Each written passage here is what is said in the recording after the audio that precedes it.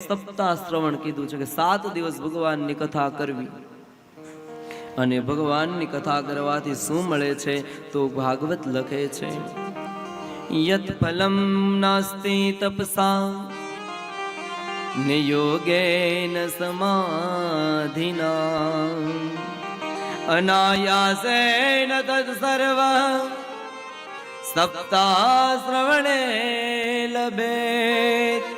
અનાયાસેન તદ સર્વ સપ્તાહ શ્રવણે લભેત।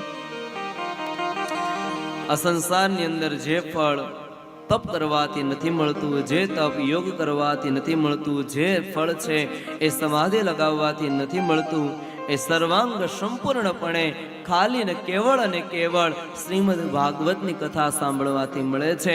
એટલી આ શ્રીમદ ભાગવતની કથા છે એ પવિત્ર છે।